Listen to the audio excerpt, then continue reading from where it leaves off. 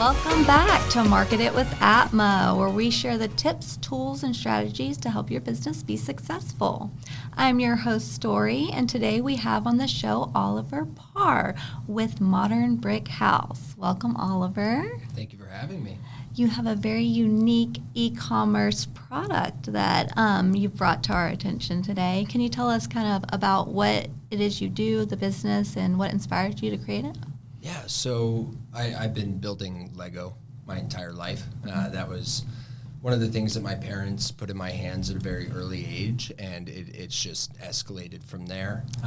And then after about 8 years of working, while continuing to still build Lego, I decided to branch off and start designing my own sets.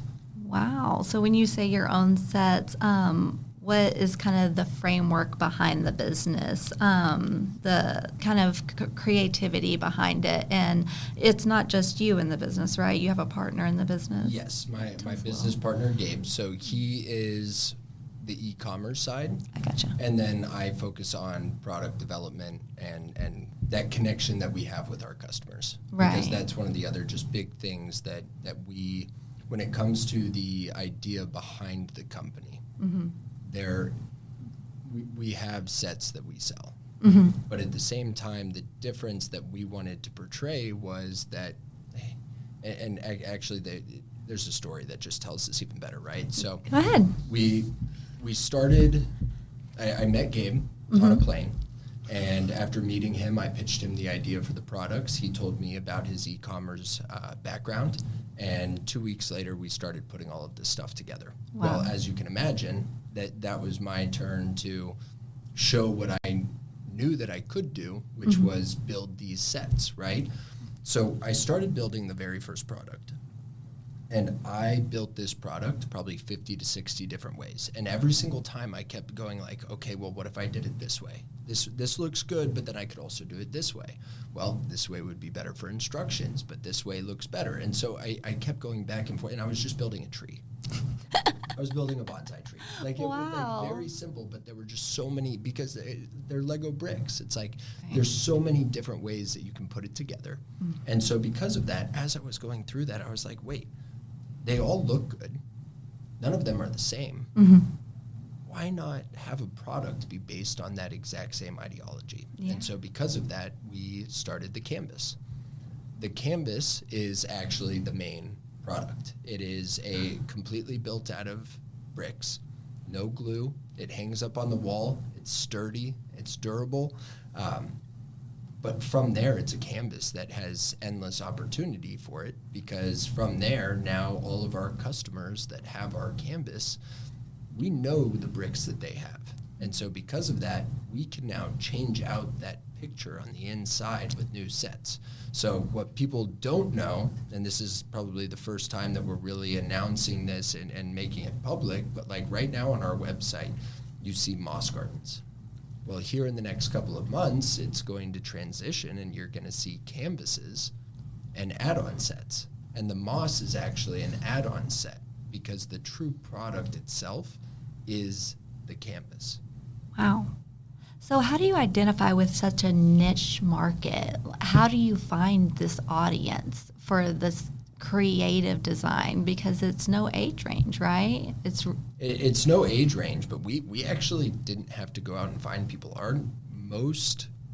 Our highest traffic driver is natural search results. Really? Yes. People looking for Legos, people looking for Home decor toys. home decor toys. Because, so after COVID, the toy market increased, I think it was above 30%, and most of those were adults buying toys for adults. They were bored. They were bored. Well, Yeah. and I think it also kind of stems back to the idea that, like, people are having children later nowadays. It used to be that when you had kids, that's when you're buying them toys, you get to play with them too.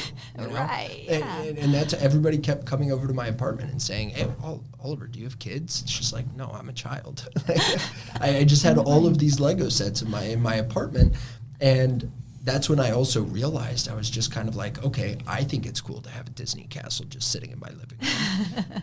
But when I moved in with my girlfriend, Hannah, she didn't think that the Disney castle deserved to be in the living room. With no kids around. At the same time, it was justifiable, right?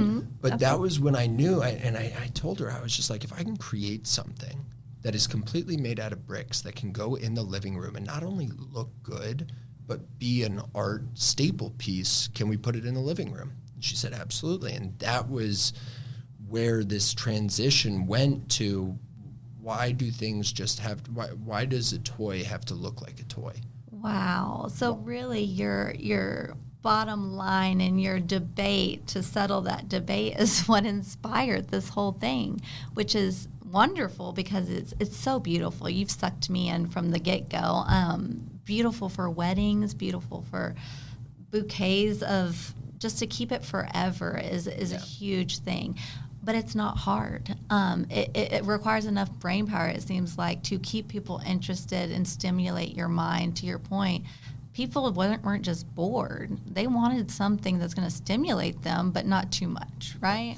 It's kind of like taking it back to the event that we met one another at, right? It was the Brick Lug event, right? And there were a lot of kids there. They were all playing, and they took to it so naturally. Like, I put a bunch of bricks just out on the table, and the kids just went nuts, right? They really And one of the things that I think about is, like, when it comes to adults nowadays, the Lego sets that Lego comes out with, they have transitioned over to focusing on adults. Really? And one of that they come out with very beautiful pieces that are staples for the living room. They are staples, and they still have that aspect, but they don't have the play portion. The play portion? Yeah, because once you build it, you put it up. That's true. I didn't think about that. That's And absolutely true. Our set is designed to be taken off the wall, redesigned, and then put back up. Because at the end of the day, for adults, it's one thing to build something. It's another thing to be able to build something, and as you're building it and following those instructions, to see other ways that it could have been. Wow. Because that was the biggest thing for me growing up. Like, I would build something, and as I was halfway through, I was just like, wait, I could put that there. Yep. And this would make this look like that, and that would just be I'm not saying cooler, but, like, to me, it was just like those were the things, like, thinking past the instructions. Right. So curate to create is our motto. We curate the set so that you guys can create whatever comes to your mind, which is the reason why we teach you how to build the canvas. Okay. And then once the canvas is built, we teach you how to build all of the submodels for the moss, and we provide you with all of the pieces. But we don't tell you exactly where to put it. So no two moss gardens actually look the same. It's kind of like painting with a twist. I know I've heard of that. You paint the exact same picture, but everyone's is different. Yeah. And in your sense, you get to recreate it as much as you like. At Advent Trinity, we use the build, launch, grow scale. So how do you take that creative mind and how do you entice your audience through your digital presence? How do you get them to feel what you feel, and how do you get them to be creative with something they really need in their hands? That was one of the questions that we had to answer. That was one of the big things that, like we were talking earlier, right? It's like, I knew that content was going to be a part of this, and I knew, like, in person, it's very easy to be able to show somebody the creativity and allow for them to have it in their hands. But before they actually have it, before they touch it, before they feel it, how do you get that? And I think for me, the biggest thing that I learned was authenticity. The second, if you are trying to shoot content, people see that you are trying to shoot content, especially when it's very new. Right. But some of the time, some of the content that not only I had the most fun creating, but also that because, so Gabe takes content as well as me. Right. Gabe focuses on the content that is very product related. Mine is my studio. Mine is chaos. Mine is bricks everywhere. Mine and every now and then there's some beautiful pieces in there as the studio continues to come together. Right. But it was when we actually had the product too, because it was something that we had to learn. Like, this was something, the product came out a year ago, and it wasn't just one product. It was technically 10 products. Wow. Because the moss garden comes in 5 different sizes. And then we also have flower add-on sets. Right. So those flower add-on sets, each one of those had to be made, and you had to have instructions, you had to have packaging, you had to have the manufacturing for it. And so instead of just starting with one product, we really started with 10 products all launched at the same time. And so throughout the course of that, it was build, launch, grow, scale, right? Yeah. So scaling requires a lot of automation, systems, strategic partnerships, right? How has Modern Brick House prepared for that rapid growth, and what measures are you taking to ensure your success? When it comes to the scale portion, we instantly started going into affiliates. Affiliates were going to be huge for us because not only was that a part of growing our business, but it was also getting a lot of feedback because our affiliates were the affiliates were the first ones to build the product. We sent them the product, they built it, and we got to see, because going back to the instructions, right? Like curate to create is something new. Yes. There's that saying that if somebody goes to your website and they don't know exactly what you want them to do within the first 5 seconds, they're more than likely going to do something different than what you want them to do. That's right? so true in this digital world now. Yeah, and so because of that, I had to make instructions that didn't tell them exactly what to do, but give them enough to know what to do so that they did it on their own. And so instantly the feedback that we got back was, okay, these are what our instructions say to do. This is the moss garden that we're seeing from our affiliates. And so that, in scale, that was not only helping us from a get out in front of people. And on Easter Day this past year, we had an 11 million view video. That was one of our first affiliates. And that sold out our entire product that we thought would last us for the entire year. Wow, that is incredible. It's almost like you created focus groups from the affiliates to get their feedback. That's wonderful. And it's a very smart strategy, right? And it's also fun, too, because we went out into different sectors. So one of the things that we actually did was we did not use any Lego affiliates, and we did not market to anybody that was anybody within the Lego demographic. We did not market to them in the beginning. Specifically because of the fact that we knew that those were the people that were really going to tell us how good our product was. They build Lego all the time. And so because of that, like even though we could have been ready, I wanted to make sure that we really had everything dialed in before we started focusing on the Lego market. Wow. And so we were focusing on not even our largest demographic. And we had a video that went viral that wasn't even our video. Somebody made it after creating the product, and you could tell it was an authentic video. Yes. And from there, that helped us sell out there.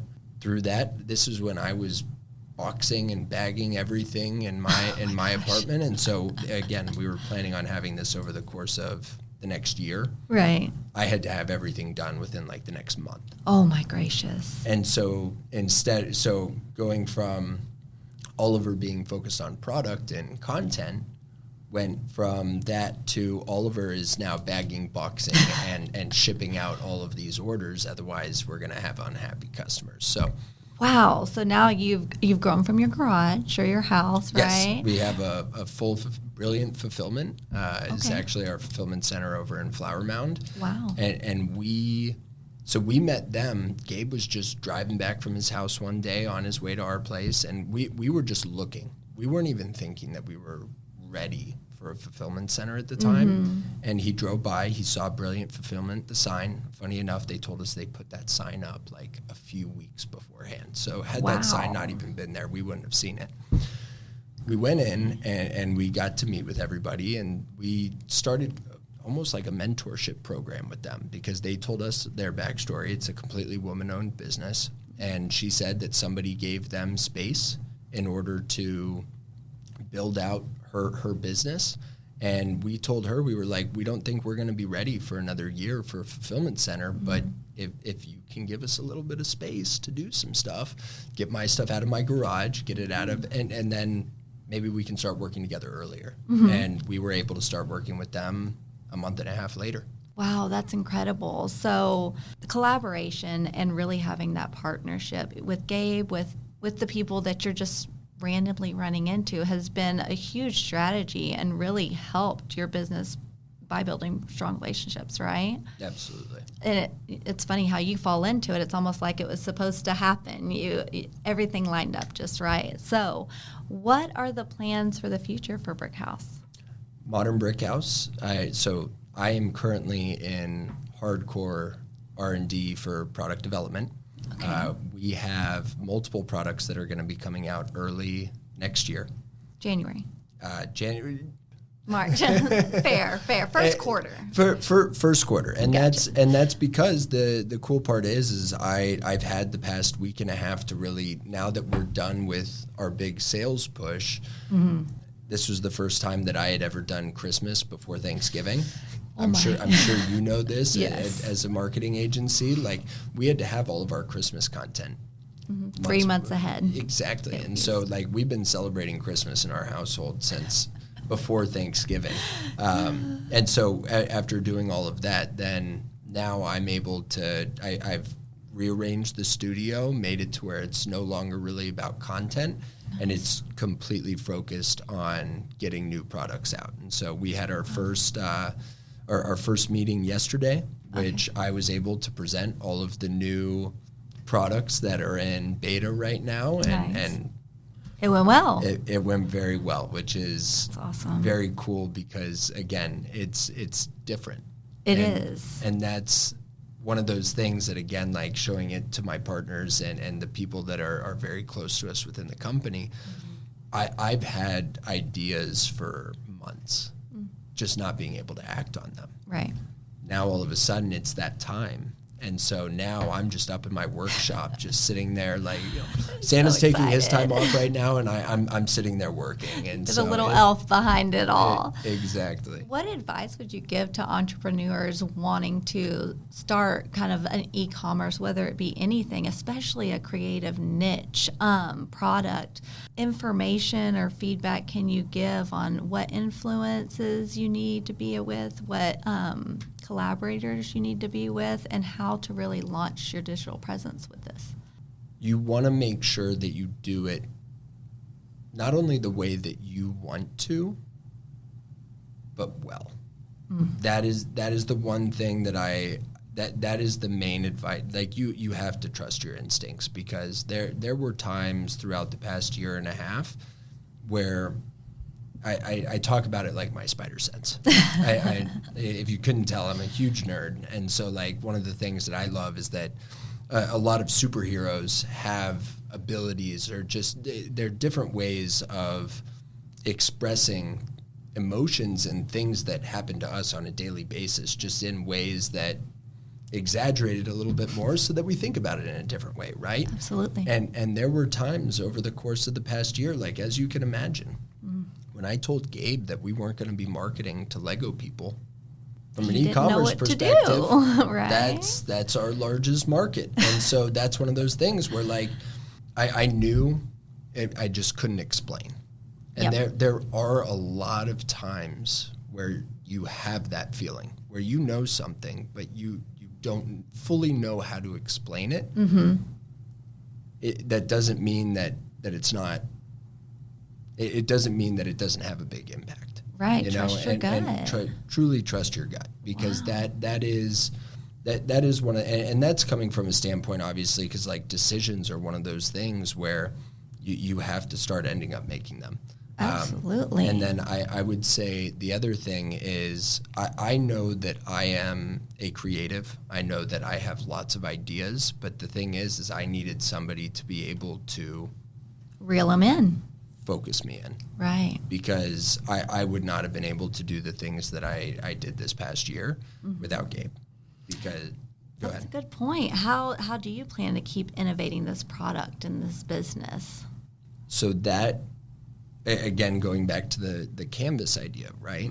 So with the canvas, the entire idea behind this is now our clients, all of our customers, we know what they have. Right.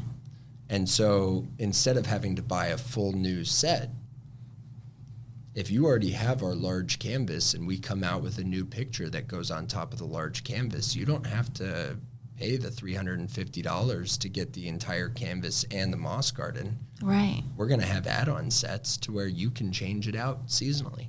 That's what I was going to mention. You can go from oranges and browns to spring flowers. It's wonderful. The Four Seasons is the name of one of the products that will be coming out this upcoming year. It may not be exactly what you think it is, but again, just going back to that whole idea of curating to create, right? It's like the fun part about it is I do love home decor. My parents were very big on decorating. They were also very big on hosting. Yeah. I'm very big on functionality. I like things that have purpose. I like things that make things easier. And so at the same time, like for our first product, it was something that went on the wall. That is more decor. Absolutely. But it still had functionality to it, because the nice part is if I'm a parent and I have a kid, you know, when your child draws something and you go and you put it up on the board or on the refrigerator. Yeah. Well, now imagine that box of Legos that's sitting in the closet. Yeah. You take the frame off the wall, let them play with it for an hour, and then you can just put it right back up. I absolutely love the idea. It's inspirational almost, because I have pictures in my office right now, but I would love something like what you have for my children to be able to create it, or even me to be able to create it and change it would mean a lot to me. Well, and I think that one thing that has happened with products lately is ease and entertainment. Ease of entertainment is something that people just grasp to now, right? It's Absolutely. Like I could pick up a stick and figure out how to play with it, or I could just pull out my phone and I know instantly that I'm going to be entertained if I go through TikTok, right? Yep, that's true. But with this, now all of a sudden it's like, okay, instead of having a spinner in my hand, right, or one of those, like everybody has fidget toys, yes, right? Legos, sensory. Bricks, Legos, all of these things are sensory, but they also take creativity. They do. They inspire creativity, it seems like. That is a result of playing with them. But at the same time, if you don't have something that you can actually play with, if you just have something that has no interaction, has no input from your side, yes, it's not going to produce anything. All it's doing is keeping you entertained. And so that's one of the reasons why when I was working my first job, I would sit in the office and I would have Lego sets that I would just sit there and build while I was on the phone. Wow. Because as I was sitting there building, it was just sparking, it was energizing my brain and making it to where I was just natural on the phone and could just come out and people didn't have to know that I was playing with Lego on the other side, Absolutely right? Absolutely not. But it inspired that creativity. And that's wonderful that you chose a route other than Lego. It's not just a toy. These are beautiful works of art that are so easy to manipulate. And I truly appreciate the inspiration that you had behind it. And I'm so glad you and Gabe created this business, because I think it's going to really, really take off even more. Can you share how anyone can reach out and maybe try one of the kits or the packets? Yeah, Where can they reach you? If you go to modernbrickhouse.com, all of our sets right now are available. Buy them, build them yourself. But then on top of that, it is, I think before the podcast you meant, or weddings, stuff like that. The fun part is we've designed a company that can do almost anything. It's just a matter of whether or not we have the time for it, right? Because I've been reached out to by people already wanting me to put together stuff for weddings. I had a piece in the World Trade Center for a year, a few pieces actually. Wow. And then I've had people ask for custom pieces, and we now are past that first year phase. Wow. We launched a product. We know how to do it. We just got our inventory order in for next year because, and it was fun. I was on the call with Gabe yesterday, and he was mentioning, he was just like, it still took time, but it was so much easier than the first time. And so we're getting to the point now where we are on our second attempts, third attempts, fourth attempts, to the point where we're dialing things in and now have time to start doing other things. But again, going back to honing in and focusing, I think one of the best things that could have happened is I'm very big on all different sales channels. If it were up to me, we would have been doing in-person stuff. We would have been doing in-store. We would have been doing all these different ideas that I have, right? But honing in and just focusing on e-commerce allowed for us to truly not only get good at that one platform, but it allowed for us to take all that time back that we would have had to take going into all of those other different avenues and hone in and focus that just on product and all of the steps that took, because that's such a good point. Yeah. Man, I love that you really went through the build, launch, grow, scale, and now you're in the scaling phase. It seems like. I feel like we went through build, launch, scale at the same time. Wow. That was because I was building parts of the product as we were doing other things. And so I'm not saying that the order in which we did things was the correct order, but it doesn't matter because it's done. Absolutely. And that's where I think that just taking action. Yeah, and it's just great getting that you things have done. There's two of you. You can handle that creative side and the variety, and he can handle that structure behind it. And I really think collaborating with people that are even opposite of you or are somewhat interested in what you have is so important, because you have to have that different perspective. Like you mentioned, this is an item that you can have probably 30 different perspectives of and create from, and I think that's very important in any, especially e-commerce business. You have to be able to look at all areas that people are going to be interested in, right? Well, and that's one of the reasons why I believe that find what you're good at, stick to it, because if you can do it better than most, then there's a reason, right? Absolutely. But that doesn't mean that you don't have those other areas that are not requirements, right? They're vital.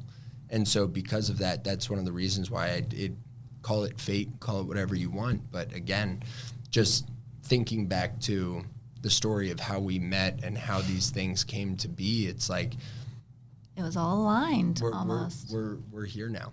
From a compromise to a random meeting, and now you're here, and it's a beautiful thing what you've done. So please, everyone, not only on your website, but do you have social media platforms they can go and check you out? Yeah, so Instagram, TikTok, awesome. It's all Modern Brick House. I would encourage everyone to go look at those. Any last thoughts or any advice you'd like to give our listeners before we go? The customer emotion is a bigger factor than I think a lot of people. Emotion is something that a lot of people don't think of nowadays, right? Because like I worked in the restaurant industry for a very long time, and so I would hear people talking about customer service and just all of the different ways that you want to make sure that you have that best experience possible, right? But I do believe that people are starting to tilt more towards actually caring more about the feedback afterwards than focusing on the actual experience that the person is having during.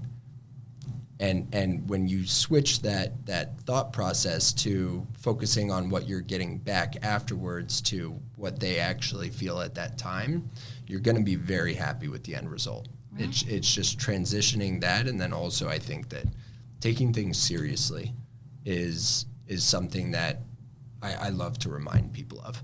Taking it seriously, what you do, just making sure that you're following through. Anything that you're doing, just take it seriously. A funny story is like I have swords at my house.